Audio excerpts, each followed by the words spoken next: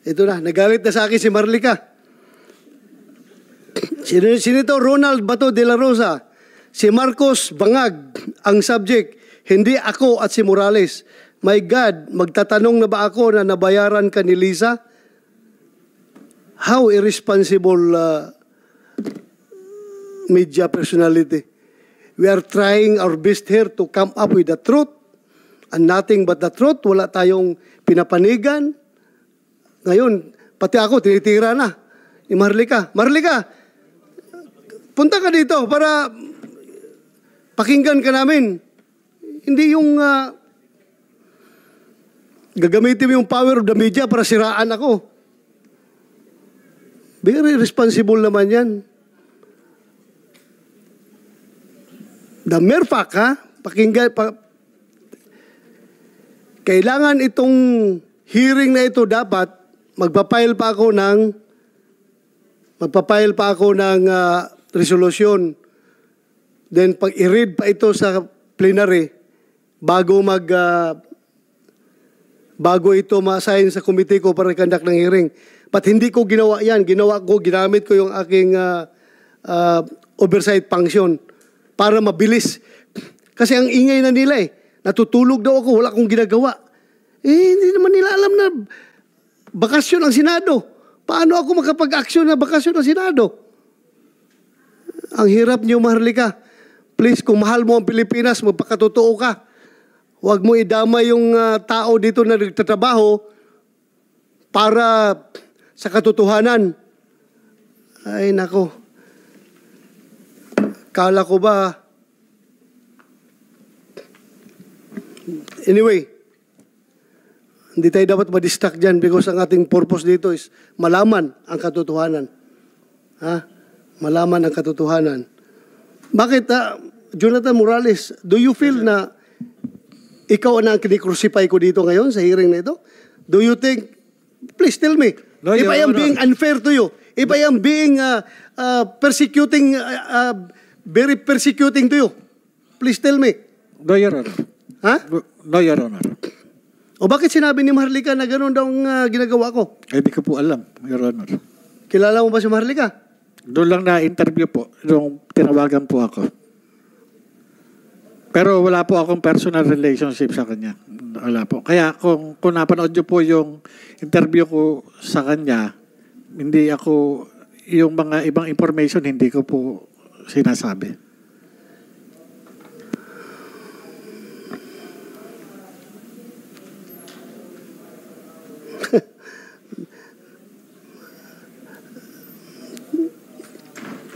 Marlica, tingnan mo. Kung ilang senador andito ngayon, nakaupo. Kung nakikinig ka ngayon, Marlica, sino lang ang senador nandito ngayon, nag-hearing? Why? You ask yourself. Kung sinong senador lang ang gustong malaman ang katotohanan. God damn. I know you are monitoring right now. Kung mahilig ka mang baboy sa ibang tao, huwag mo kong isamang babuyin dahil hindi ako tatahimik dyan sa ginagawa mo. Nababayaran ako ni Lisa Marcos? How dare you? How dare you? Do you think may presyo yung mukha ko?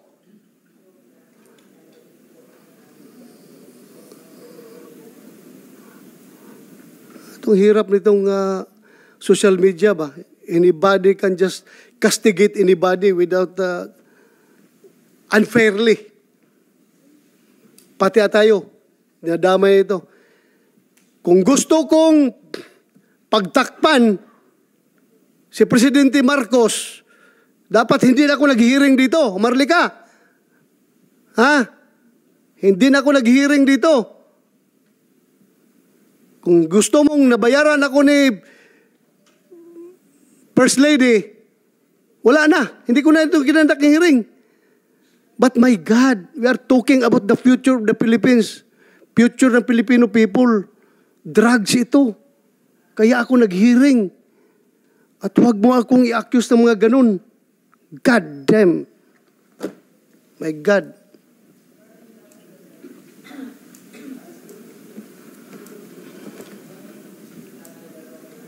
Anyway, I don't care about your impression. I'm here to do my duty as the chairman of the Senate Committee on Dangerous Drugs. Kung sinasabi mo na bayaran or na-influence ako, no! Nobody can influence me. This committee is independent and it can use its power. Lahat ng power ng committee na ito para malaman ang katotohanan. Hindi po tayo magpapadikta kahit sino man. I was elected by the Filipino people para gampanan yung aking mandato. And here I am. I'm doing my job. I'm doing my job. We are a co-equal branch of government with that of the executive. Baka sabihin mo, under the baton, under the dictates of Malacanang ako. Never. No, my dear. Hindi po kami kaya diktahan ng Malacanang because we are co-equal branch of government. Hindi po na kami kayang diktahan. Kaya huwag mo akong sabihan na binayaran ni Lisa Marcos. God sakes.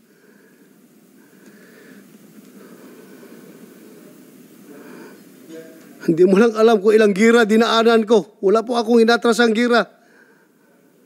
Hindi po ako umaatras sa laban.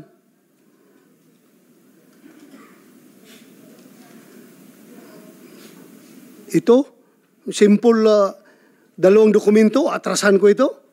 Ano ka? Hello?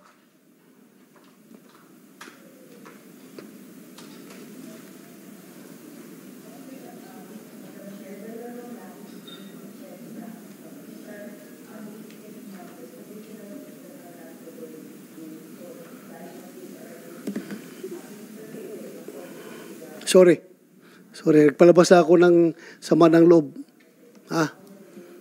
Sorry kung apektado kayo. I'm doing the best of within the best of my ability na magampanan ko yung papel ko dito. Na walang kinikilingan, na walang pinapaboran.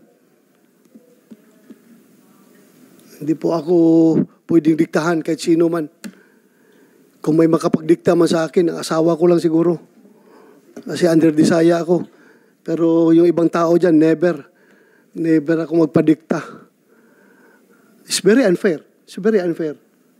It's very unfair. Kinabukasan ng Pilipinas sa pinag-usapan natin dito, ha? Kaya, dapat walang personalan.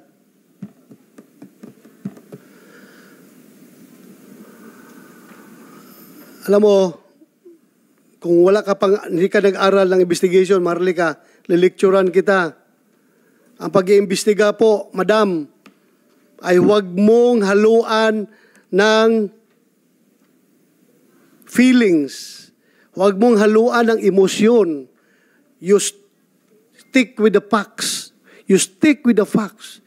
Kaya itong mga facts natin ngayon ginagather.